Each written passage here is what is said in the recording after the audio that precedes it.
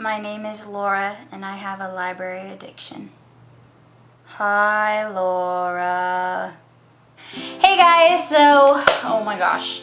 I went to the library again because I had to return 3 books that I'd read, and my niece wanted to read the Pitt Bartlett's Guide to Magical Creatures, and I had returned it already, so I went to get it for her, and I got some books.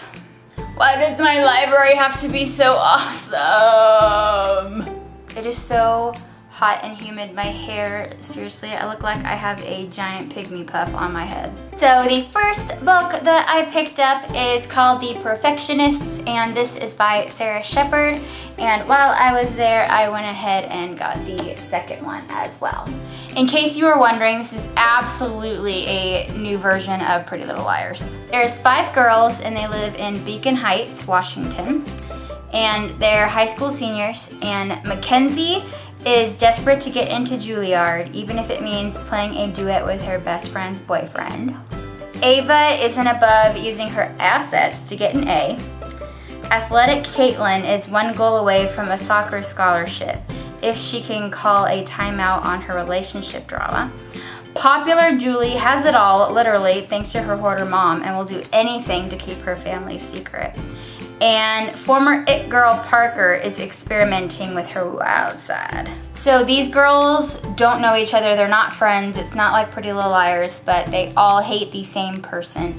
It's a school bully named Nolan, and they kind of jokingly plan his murder. And one day the girls wake up to find that Nolan did indeed die in the exact way that they planned it, but they didn't do it. I don't know. I'm excited about it because these are summer reads for me. They're really light, fun, kind of spooky, but they just scream summer to me, especially with these covers.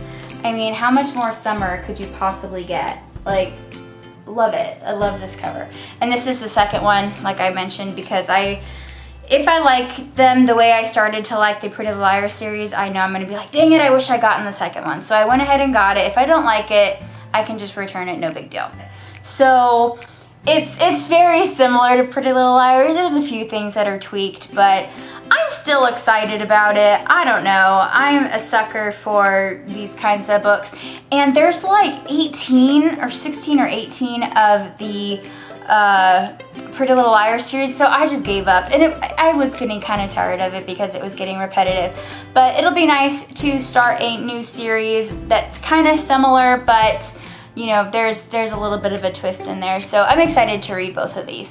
The next book I got is called The Beauty of the Broken, and this is by Tawni Waters, and the spine is what actually got me to pick it up. I think it's beautiful. This cover is stunning, and I love the name. I mean, how melancholy and beautiful is the name? Like, oh my god. This story is told by Mara, and she is a 16-year-old girl who lives in New Mexico, and her father is very close-minded, he's very abusive, and her mother is kind of absent, drunk, you know, not really there. And her best friend is her stepbrother named Iggy, and Iggy was put into the hospital by her father, and he had a concussion, and he hasn't really been the same since.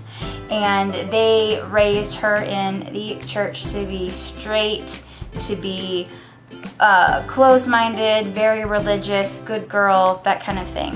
And Mara doesn't want to have anything to do with it, so she's very isolated, and Iggy is her only friend. And then Xylia comes into her life, and she is exactly the opposite of what Mara is, and she loves it. And they end up having feelings for each other, and they get caught kissing by the preacher's son. And now she's very nervous for her life because, you know, being gay is absolutely shunned in this society, especially by her father, who is very close-minded. And it's just their story, and I can't wait to read this. I saw it and I was like, oh, the cover and everything is so beautiful. And when I read the synopsis, I was like, oh my god, like totally in love with it. So I can't wait. I'm so excited.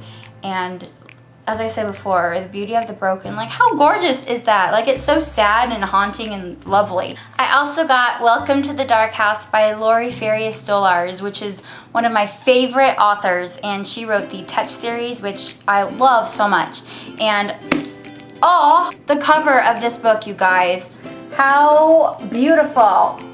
OMG. This is about 7 teenagers who are super fans of this horror movie director named Justin Blake, and they entered a contest by writing essays, and they were chosen to go meet him. When they finally get to go meet him, they realize that they're trapped in this amusement park, and in order to get out, they have to face their fears one ride at a time. So I'm assuming each ride has like what they're most afraid of. And hello, yes please. Something like this is like absolutely right up my alley. I saw it and I was like, oh yes, I will totally read that. And again, the cover is beautiful and it's one of my favorite authors. I was so stoked to get this one. In my hefty elf sack, your nightmares now keep. Better think twice before falling asleep. The next book I got is called Liars, Inc. and it's by Paula Stokes. And this is about a boy named Max who has never really been a fan of telling the truth. And so along with his best friend Preston and his girlfriend Verday, they decided to open up a lucrative business called Liars, Inc., where they come up with cover stories and forge permission slips for the students of their high school. And one day, Preston asks Max to kind of make a cover story for him so he could meet a girl that he meets online, and he never returns. And so Max kind of has to learn about his whereabouts and wonder where he went before it's too late. And so I thought that sounded really interesting, something very different. And I'm also really was craving a story that was told by a male. And so I'm excited. I think it's gonna be good. When I do this, my head looks really big and my shoulders look really small. I look like the queen in Alice in Wonderland. Off with her head! Next book I feel even bashful at sharing with you, but whatever. It's Dare You To by McGarry. This is about 2 teenagers named Beth and Ryan. Beth has a pretty bad home life and she doesn't want to risk sending her mother to jail, and so she kind of protects her mom at all costs until her uncle makes her move in with an aunt that doesn't really like her too much, and she's just really struggling with that. And then Ryan is this jock guy, you know, has it all, and he takes a bet to date a like skater girl to see, you know, what will come of it, and they form a bond because they have secrets that are pretty similar. And so I thought to give it a try. I got this book to maybe read in between more heavy books, and so I don't know, not to knock anybody that likes these kinds of books, but I don't know. 2 more books, guys. I got The Orphan Queen by Jodi, Meadows. And I got this one because I didn't have a lot of fantasy adventure books. I got more realistic fiction and paranormal stuff. And so I thought to get this one to give it a try.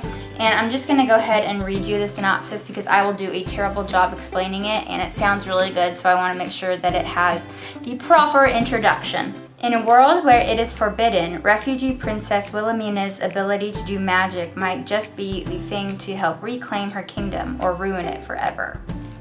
So, I thought it sounded good, and I love her name, Wilhelmina. That's such an awesome name. And the cover is gorgeous, and it's gotten a lot of good feedback on Goodreads, so I thought to go ahead and give it a shot. Last but not least, I got Of Monsters and Madness, and this is by Jessica Verday. And I didn't love her series, The Hollow. I was kind of meh about it. It was okay. So I thought to pick this one up and maybe see if she redeemed herself in it. This is about a girl named Annabelle, and she lives in Philadelphia in the 1820s, and she is determined to be a surgeon. And her father doesn't want her to be a surgeon. But strange things start happening, like people come into her house and don't leave. There's random deliveries happening, and she is determined to prove her father wrong. So she takes help from a laboratory assistant named Alan Poe and his kind of strange cousin named Edgar, and they kind of delve into her father's research, and she comes up with some interesting finds. So apparently this book was inspired by Dr. Jekyll and Mr. Hyde and the story from Edgar Allan Poe of Monsters and Madness.